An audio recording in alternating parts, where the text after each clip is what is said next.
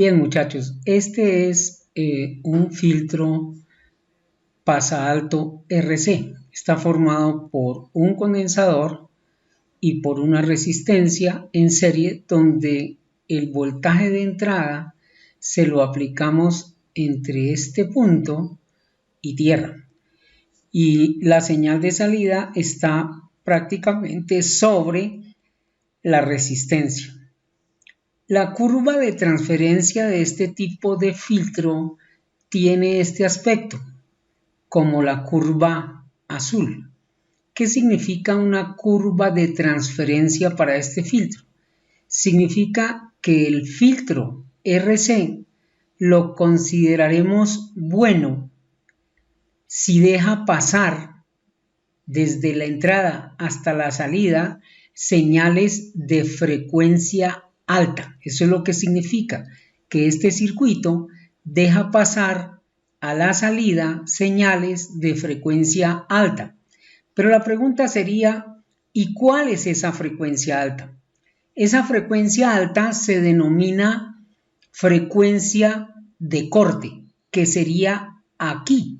Esa frecuencia de corte uno la toma como válida si por lo menos en la salida se obtiene un 70% mínimo del voltaje de entrada.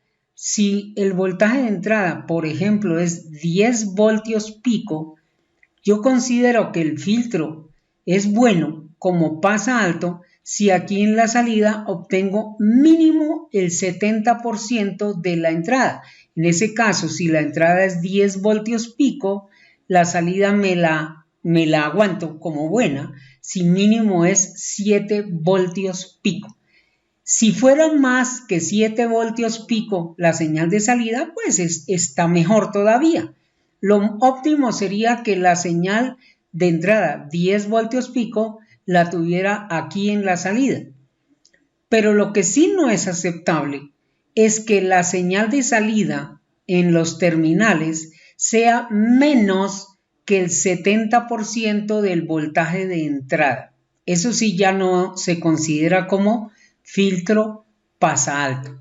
En ese caso, hemos calculado matemáticamente la frecuencia de corte de este filtro con estos valores a una frecuencia de 159,23 Hz. Entonces, yo quiero poner 10 voltios pico acá y eso es poniendo 707 voltios RMS. Siempre voy a utilizar el número 10 porque es que es más fácil asociar la matemática. ¿Cuánto es el 70% de 10 voltios pico? Pues el 70% de 10 es 7. Significa que la señal de salida aceptable de este filtro será 7 voltios pico. Y eso sucede a una frecuencia que se denomina frecuencia de corte. Esa frecuencia de corte es un valor muy particular. Ese valor particular es cuando la reactancia capacitiva sea igual a la resistencia. Y si yo igualo resistencia igual a reactancia capacitiva, será igual a 1 sobre 2 pi Fc. Si despejo de aquí la frecuencia, significa que esa frecuencia se llamará frecuencia de corte. Será 1 sobre 2 pi R, esta R, multiplicado por esta C. En ese momento, al hacer las cuentas matemáticas, da 159,23 y puse todo el número que arroja la calculadora. Entonces vamos a demostrar, midiendo con el osciloscopio, que aquí en la entrada hay 10 voltios pico y aquí en la salida hay 7 voltios pico. Entonces voy a conectar la tierra del osciloscopio a la tierra del circuito y con el canal rojo voy a ver la señal de salida y con el canal azul voy a ver la señal de entrada.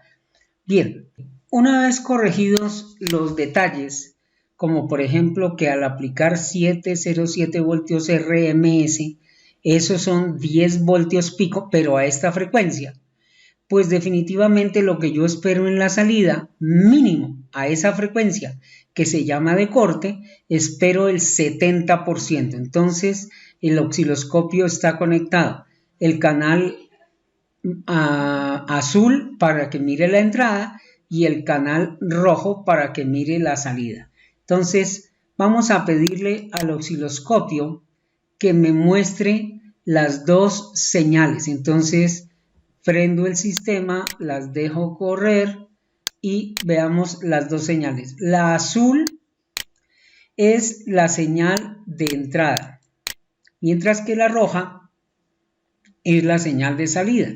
Entonces vamos a preguntar por las características de la señal azul, que es la entrada. Yo sé, voy a pedir el RMS, el B pico y la frecuencia. Entonces voy a medir la azul. Entonces pido el canal 1,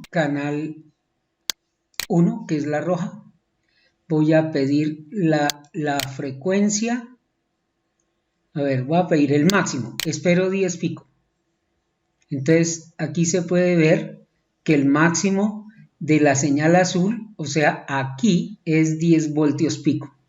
Bien, voy a pedir también la frecuencia. Entonces, pidamos la frecuencia. Se supone que la frecuencia debe ser este número, la de corte. Entonces aquí está, vean, frecuencia 159,23 Hz. Pero también voy a pedir el voltaje pico de la entrada.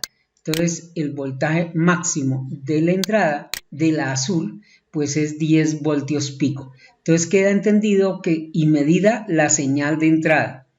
Ahora vamos a hacer las mediciones para la señal de salida que están en el canal rojo. Entonces pidamos las mediciones para el canal rojo a ver qué arroja. Bien, ya he pedido las mediciones para la señal de salida que es la roja. Entonces veamos, o sea, las del canal 2.